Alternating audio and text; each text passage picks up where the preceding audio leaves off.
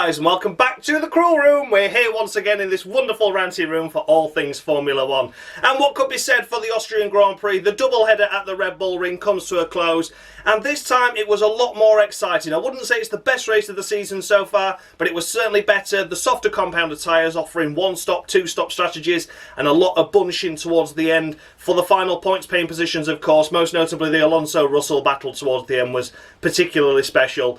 But, as always, if you've never seen this series before, I award the drivers out of a maximum of 10 points. If you have a particularly good weekend, that is, I can go all the way up to 10.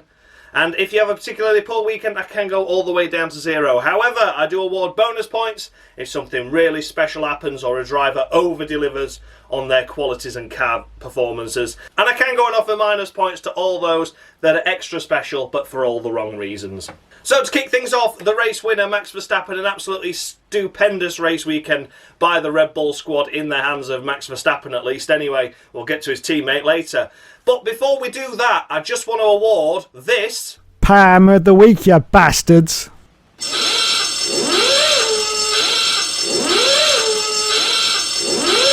To the FIA stewards this weekend, because they were throwing around 5-second penalties here, there and everywhere, weren't they? That was absolutely disgraceful. It was pathetic. The guys were racing, let them race. It was 5 seconds for absolutely everything. It was, forcing another vehicle off track, 5 seconds. Slightly crossing the white line on pit lane entry, 5 seconds. Speeding in the pit lane, 5 seconds. Killing a man, 5 seconds. It was ridiculous. Everything was just a 5-second penalty. And I even like the speeding in the pit lane for Giovinazzi. I'm pretty sure that was still a drive-through back not so long ago, but there we go anyway. So yeah, it annoyed me. I'm not saying every penalty was undeserved. I was just saying there was a lot of them and far too many for a race, and especially a circuit that's that short distance as well. You know, it wasn't as if everyone was fighting everyone all the time, and I disagree with one of Perez's 5 seconds, but I don't disagree with another, because there was contact in one of them. But for Norris's, I disagree with. The white line crossing, yes, Tsunoda was just an idiot. That was more his fault, I completely get that, but we've seen other people do it in the past and not have any penalties for that. Giovinazzi speeding in the pit lane, I thought it was more severe than the 5 seconds, so yeah, that just all annoys me. But we're going to get back to Max Verstappen anyway. The Red Bull dominance that was Max Verstappen this weekend completed his first Grand Slam in Formula 1, which is pole position, lead every lap, win the race, and fastest lap. He did that. That was absolutely perfect from Max and absolutely perfect from Red Bull. I can't really say anything about the weekend because it was just perfect. He got pole comfortably. Well, I say comfortably. Lando had a blinder, but was still enough on his first lap to get that pole position. It's pretty much the only mistake he made was not going faster on that second lap, but his lap was that quick in the first instance that he got pole position, and in the race he just drove off into the sunset, and that was it. He finished 20 odd seconds ahead of the next car. I can't remember how much it was, but it was a big gap anyway, and Red Bull have really solidified their position in the championship now as the dominant team. So it's going to be a perfect 10 to Max. I don't want to keep going on about it. I do really approve of his drive. That was absolutely superb. I think Silverstone's going to be tougher. Mercedes coming with some updates, and it's a bigger circuit that has favoured Mercedes heavily in the past, apart from that puncture year. And even then, they still won with 3 wheels, didn't they? So it's going to be interesting to see what happens in Silverstone. I'm expecting the gap to be a lot closer. I'm still expecting a Lewis win. Maximum capacity crowds as well at Silverstone, which is going to be fantastic to see. And here, of course. So yeah. So everyone going to Silverstone, have a fantastic weekend, and I'm sure your spirits and cheers will cheer Lewis Hamilton on. But yeah, for this weekend around, it is 10 points to Max Verstappen. And then we come to Valtteri Bottas, disqualified on the Cruel Room anyway, and since he's been disqualified, he seems to be doing a lot better. I don't really know what to say about it. Once again, it was the bullshit team orders that put him in a position which could have compromised Lando getting through, couldn't it? Let's be honest. Lando served that 5-second time penalty in the pit lane, which is why he ended up behind Bottas. And then they were like, no, Valtteri, do not overtake Lewis. How dare you? Lewis was clearly struggling with some kind of damage on the car, potentially from going off at turn 1 and going over that sausage curb a bit rough. Apparently did damage there. Not fully confirmed on that though, so it might have been more than just damage. But nonetheless, Norris was catching those two Mercedes at a rate of knots, and they're like, don't do it, don't do it, don't you dare, you see that car, you stay behind it, Bottas, don't you dare overtake the blessed one. And I was like, oh, fuck this. Like, I was genuinely just like, get in the bin. I can't be dealing with it. And then they're like, yeah, you're free to fight now. And Norris was practically within DRS of the both Mercedes at this point then. So I was like, what idiots. What absolute idiots. But Bottas obeyed the team orders and then was able to get ahead of Hamilton and then was able to stay ahead of Norris. Even though Norris should have been ahead of him anyway with the 5-second time penalty. We'll get to him in a minute. But yeah, so Bottas did the best job he could, obeyed the team orders, which were just bullshit. We could clearly see that Hamilton was struggling, but there we go. So yeah, all in all, disqualified for Bottas. He obeyed team orders this time, which is fair. And I really just don't care about him anymore, but better, I think. And then we come to Lando Norris. What a absolute superstar he has been these last couple of race weekends. I said in the first Austrian Grand Prix, why did he give up and yield those positions to the two cars behind him? It could have been on the podium. And here he was fighting them, and he ended up on the podium. Fantastic stuff. So what we're going to say for Lando is that he drove impeccably. That 5-second time penalty that he got from Perez was very harsh in my opinion. I know other people have different opinions on it. I'm not going into it. I'm not going to say that it was wrong to award him a 5-second penalty, but it was very harsh in my opinion. One, because there wasn't any contact, and two, Lando always had that corner. Perez was never any more than alongside. That corner was never his, in my opinion. If he was ahead, then he should have yielded, but he wasn't. It was only ever there, just side by side on him. And Lando has the right to go for the corner, and Perez just dipped 2 wheels into the gravel, which then sent his momentum off fully into the gravel, and he lost his places. I didn't see anything wrong with it, in all fairness. I think it was a bit of overzealousness from Perez's part, and Lando was like, I need to keep this behind me, because if I don't, I'm never getting ahead of it again. And he was right in that. So I don't blame Lando. The 5 seconds was incredibly harsh. But nonetheless, he still got on the podium with that, didn't he? So he was ahead of Bottas throughout most of the race, till we came to the pit stops, of course. The 5 seconds slipped in behind Bottas. He could never get back past Bottas, but managed to get past a hobbled Lewis Hamilton to take 3rd place, and it was thoroughly deserved. So for Lando Norris, perfect weekend in my opinion. Half a tenth away from getting pole position as well. Gave it absolutely everything he could. Phenomenal stuff. He is a superstar. He's proved his worth now. Everyone was still saying that, oh God, I'm sure Ricciardo's going to be better than him. He isn't. This is the proof. So there you go. Lando Norris is going to be 15 points. 15 points to Lando Norris. That was perfect. That was absolutely perfect. Well done, Lando.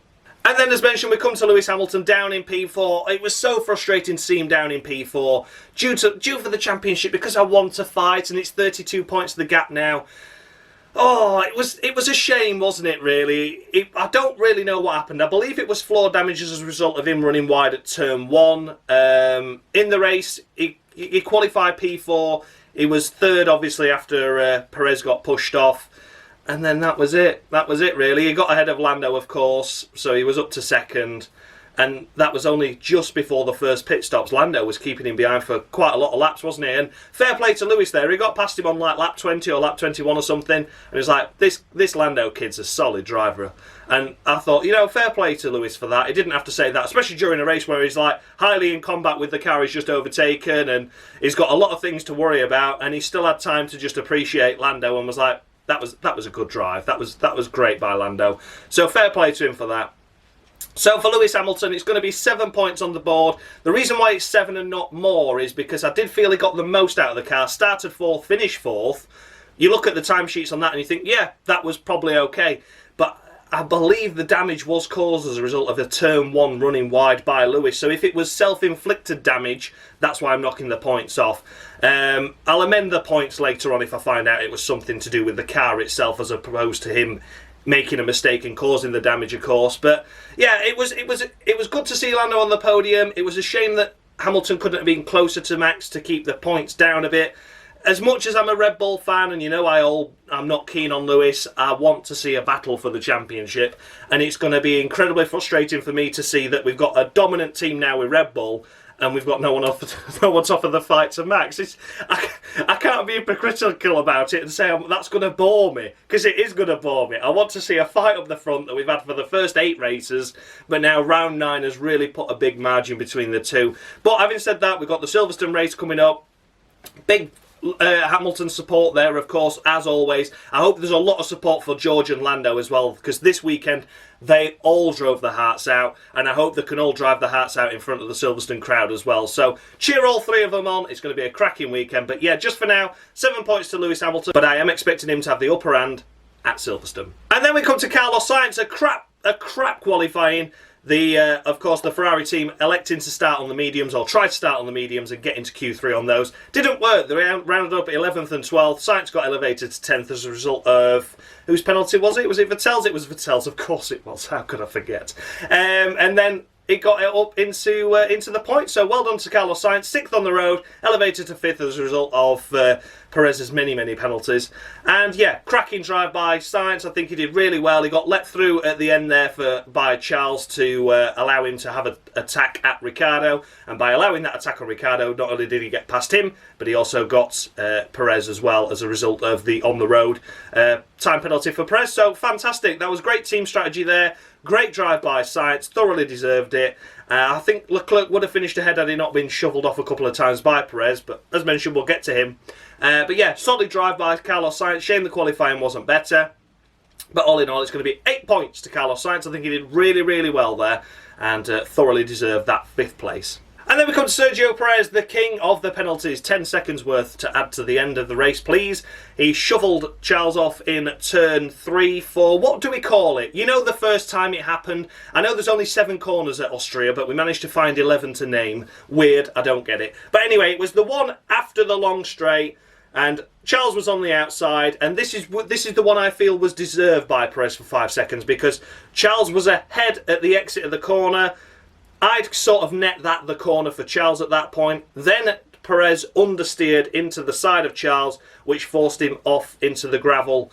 So that is why I feel that penalty was deserved of 5 seconds. Reminiscent of the Hamilton-Albon incident that we had a couple of years back, of course, where the contact happened, and obviously Albon had a much worse result as a result of the spin. But he definitely understeered, did Perez, and did make contact, and Leclerc was half a car ahead. So that's why I felt that 5 seconds was deserved. I did feel that Leclerc was driving overzealously though, and just trying to put his car in positions that weren't really needed to be. You could see that Leclerc was faster, but he just didn't bide his time in the right places, if that makes sense. But for Perez, that one, 5 second penalty deserved. The next one was the following corner. So we went around that bit and then was going around that bit. Is it turn 7?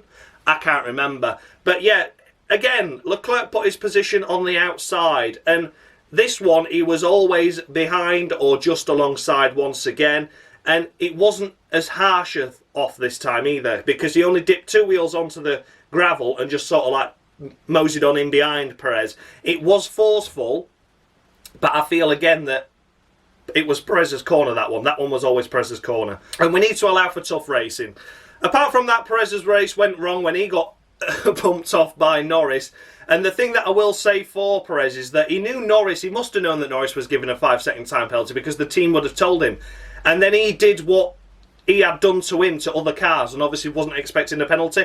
He has since apologised and said, look, I was a bit overzealous. I think it was overzealous on most parts, mainly Leclerc, because he was fast. He knew he was fast in the right areas, but just went the wrong way about getting past, I feel. But yeah, Perez this weekend, a very middle of the road weekend, unfortunately, finishing down in P6 while his teammates dominating it and getting his first Grand Slam. So for that reason, it's going to be 5 points to Perez.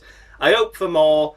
5 of those 10 seconds time penalties were bullshit, so he should have finished ahead of Sainz. But again, that's no one else's fault but his own. So 5 points to Sergio Perez. And then we come to Daniel Ricciardo, the curious case of Daniel Ricciardo. I must add once again, a pathetic qualifying, 13th again. The start of the race, did a good start, got up to 9th again, and then benefited from the cars that were all on soft tyres, that qualified on soft tyres ahead. That was poor by those guys, wasn't it? They always knew that was a compromise strategy, and I don't think any of them got points apart from Gasly. So, yeah, he made a big benefit of that as well, and here he is in P7. He was running around in P6 throughout, but Sainz got ahead of him, and then, of course, Sainz benefited from Perez's penalty. Ricciardo couldn't get within that 10-second window to drop down Perez another place. So here he is, 7th place.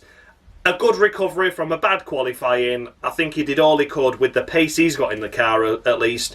But yeah, it's still nothing special, is it? I'm pleased to see it. He got some solid points for McLaren, especially when Ferrari are looking to be strong around that area once again. You know, battling with the Ferraris. He needs to keep ahead of those. So yeah, for Daniel Ricciardo, it's going to be 6 points to Daniel Ricciardo. An okay weekend, a good recovery to get more than a couple of points. You know, 6 is a solid result from a poor qualifying, but he has a lot of luck really with that, with the soft tyres going off on the first drivers that were compromised, etc. So yeah, for that reason, 6 points to Ricciardo. I don't really know what to say anymore about him. It's just been a bit of a disappointing, tough year so far for him, hasn't it? But hopefully this will give him some confidence going forward into Silverstone. And then we come to Sha-La-La. It's Sha-La-La once again, and he Sha-La-La'd his way all the way through every gravel trap of this race circuit because he was a bit overzealous, wasn't he? Let's be honest. As mentioned, I already discussed him in the Perez part where I feel that one of the 5 seconds should have been deserved, one of them wasn't. And yeah, I think Leclerc was just finding the pace in all the wrong places, and rather than holding back maybe a little bit to get the run later so he could just make it a slam dunk overtake, he was just going, I'm faster, and he's going everywhere just to try and get past him. And frustration got the better of him on a couple of points and put him in a position where he was always going to get shoveled off. So I don't blame Leclerc because the blame by the FIA was laid on Perez for both. I felt one was more deserved than the other. But overall, Leclerc, a good race, a great team strategy to allow Sainz through because Sainz is up there in P5. I do feel that if Leclerc would have got past Perez in one of those overtakes, that he would have been able to get Ricciardo as well. So unfortunate that he's down here really in terms of that, but there you go. So for Charles Leclerc, after a poor qualifying again, as mentioned, tried to qualify in the mediums. Good race, in the points that make prizes, they're comfortably 4th in the Constructors, they're sort of just cancelling each other out at the moment, aren't the McLaren and Ferrari? Cancelling each other out with the points. One has a good weekend, then one has a bad, etc. So it's going to be close for that 3rd in the Constructors, but they're comfortably 4th now. And yeah, overall, I think Charles deserves 7 points.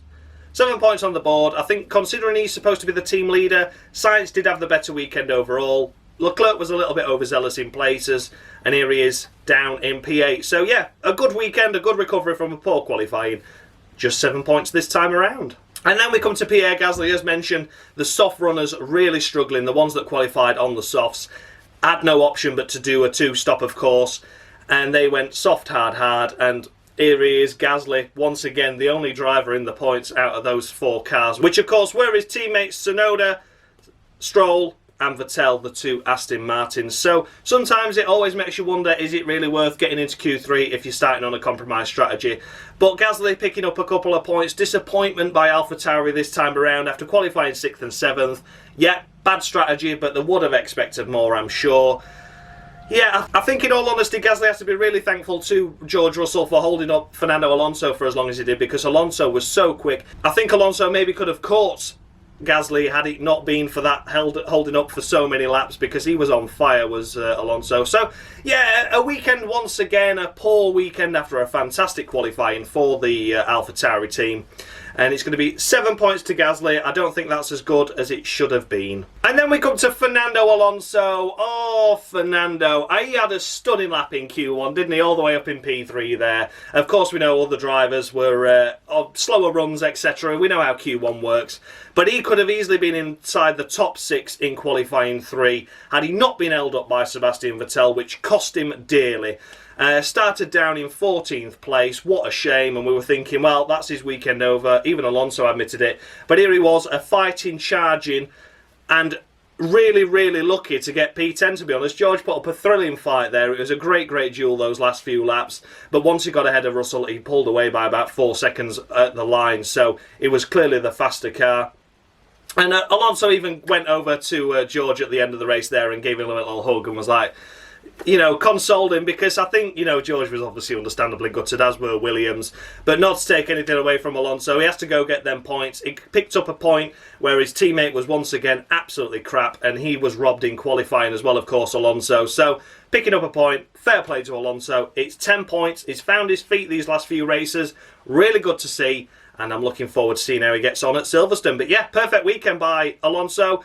The only thing that went wrong with qualifying, it weren't his fault. So 10 points to Fernando. And as mentioned, George Russell, here he is down in P11. What a shame by George to miss out on the points. But here he was qualifying in P9, elevated to P8 as a result of Vettel's grid drop.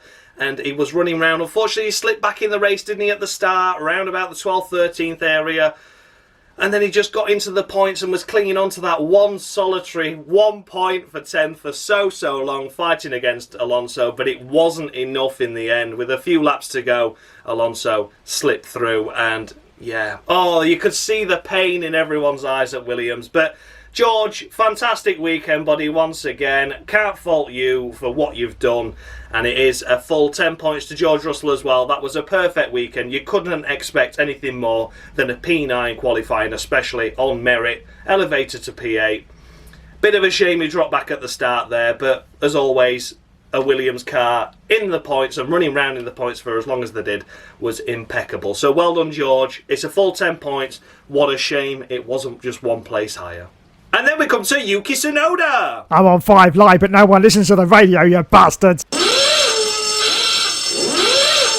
Oh, Yuki, what are you doing, pal? It's Palmer of the Week to him because he kept crossing that white line, didn't he, on pit entry? Did 2 pit stops, crossed the white line twice, netted himself 10 seconds worth of penalties. One that he had to serve after the race, one that he served in the second pit stop. Oh, God, what a shame. He could have been up there in P10 at least, scraping a point along with Gasly, but here he is P12, and he was P14 until the last lap when we had 2 drivers collide, which we'll get to. So yeah, P12 was, it kind of masks a bad weekend, to be honest, P12, because you think, oh, well, his teammate were only 9th, but yeah, he was 14th until the last lap, so that was really poor by Yuki, and his pace just weren't there this weekend. He had a good qualifying there in P7. I knew he was on the compromise strategy, but I was at least expecting a point again, and it didn't happen, so yeah, shame for Yuki, but it can be nothing other than Palmer of the Week. And then we come to Lance Stroll, qualifying well in the Aston Martin. Well, I say well, he was behind Russell, wasn't he? So that wasn't fantastic. Qualifying 10th, elevated to 9th as a result of his teammate's penalty. And then in the race, on the compromise strategy, just tumbled down the field. That was it. He was out the points and never got back in them. So, unfortunately, a short and sweet one with Stroll. Just going to be a middle of the road 5 points. I'm reflecting it based on the scores I've given the other soft runner, and Gasly was there in the points and only got 7.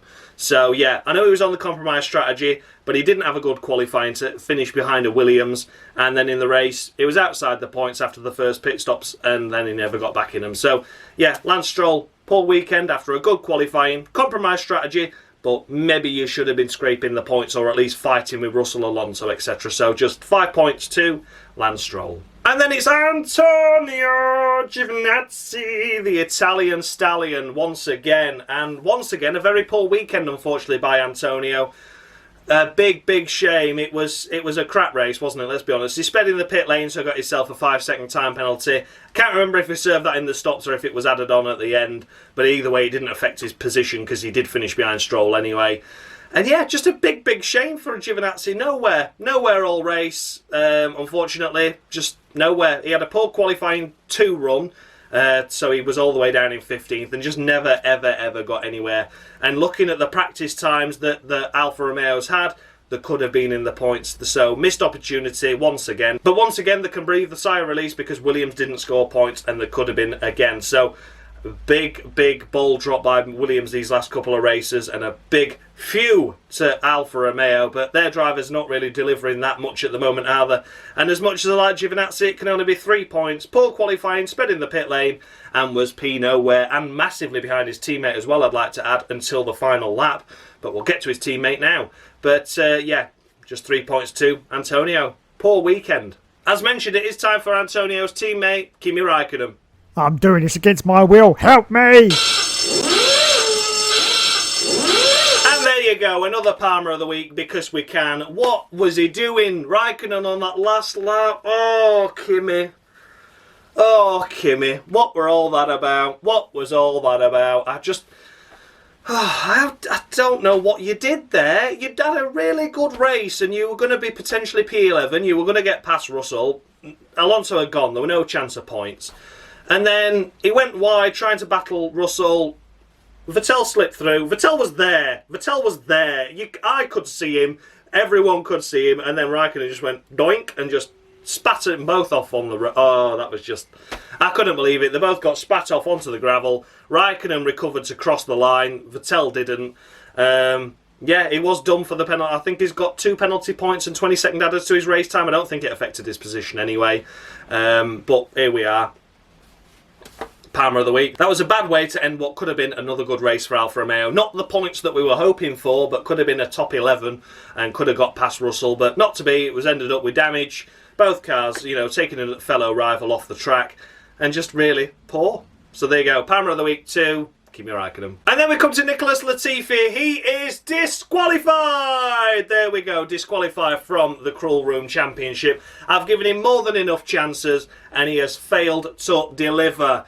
Here he is, his teammate in P9 qualifying, and in the race was hanging on to a points paying position until the final few laps. Where's Latifi? Where's Latifi? Qualifying P18, mosey on round the back like a bit of a dick. So unfortunately, Latifi, I've given you more than enough opportunity. This is your second season in Formula 1 now, and you are not delivering. You are not delivering. I'm not saying that you should be as good as George in terms of what George is doing with the car, but my God, you should be further up the field, shouldn't you? Let's be honest. Not to mention as well, he is finishing behind Raikkonen in this standing because he was awarded a 30-second time penalty, I think it was, for disobeying double waved yellows after the incident with Raikkonen and Vettel. So, again, just another poor weekend, making mistakes, and just crap, I'm afraid.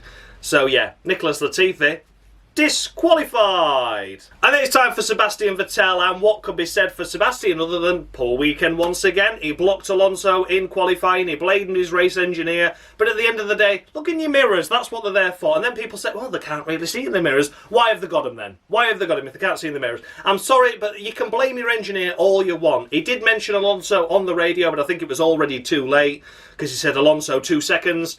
And by that, I mean 2 seconds when you're stationary and he's coming on a flying lap. You're going to get caught up fairly rapidly, aren't you? So, yeah, that was a big, big disappointment to see. So, yeah, that was a big, big disappointment to see that Sebastian blocked Alonso. I am blaming Sebastian for it, whether you like it or not. And then in the race, was okay. Compromise strategy, though, however, starting from 11th on the soft tyre. And, yeah, just couldn't do anything with it, could he? Couldn't do anything with it like his teammate, and then was caught up in that accident at the end of the race there. Not his fault. We know it wasn't his fault. I've already blamed Raikkonen for it, and so have the FIA.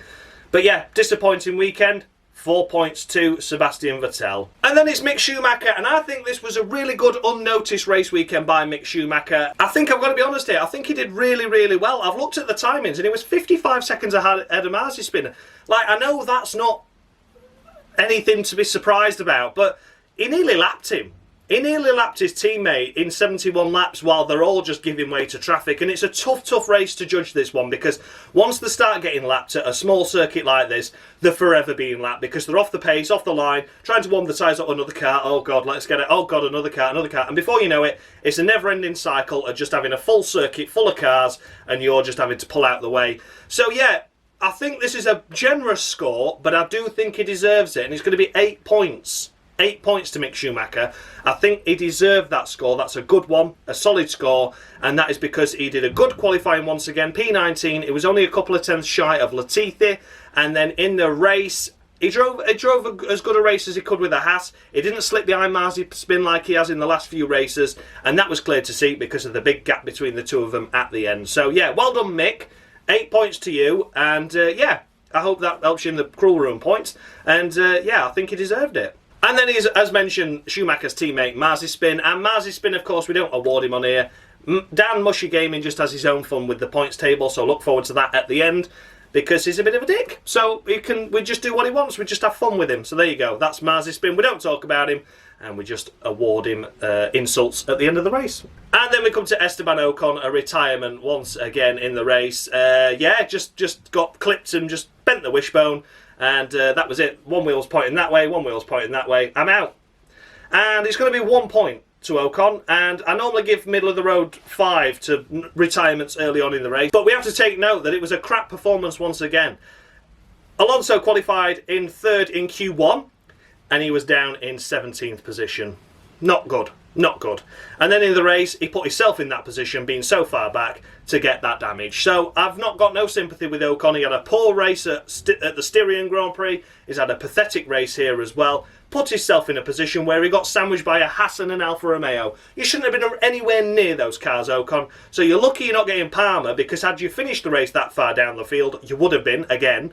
But you're getting 1 point just because I can't really give you a Palmer on a race that you didn't complete a lap of. So there you go. Ocon, a lucky escape to not get Palmer. It's just 1 point. So there you go, that was the runners and riders of the Austrian Grand Prix. Let me know your thoughts and feedback down below, as always, in the comment section. Did I award any drivers too high, any too low? And the Cruel Room point standings are on the screen now. As you can see, it's been modified heavily since last time. Dan Mushy Gaming working his magic to make that absolutely look gorgeous. It's looking better than it ever has, that point system now. And yeah, you can see the climbers and fallers as well with the green and red arrows that we've added as well. So hopefully it makes it a bit more clearer to see who's going up, who's going down, where's your favourite driver now. You can have a look and see. And as always, thanks to F1 Games PlayStation for the Palmer of the Week skits, as always, that you know and love. He's done me some more because he's an absolute legend, and I'm using them up already, so I'm probably going to need some more, please, Dave. So there you go, guys. Thanks a lot for watching, and as always, I'll see you next time around for the Silverstone Grand Prix. Enjoy yourself if you're going, and I'm looking forward to seeing a maximum capacity crowd at the British Grand Prix. It's going to be great to see the flags, the horns, and hear the cheers and the oohs and the ahs from the British grandstands. Unbelievable stuff. So thanks a lot for watching, guys, and as always, much love.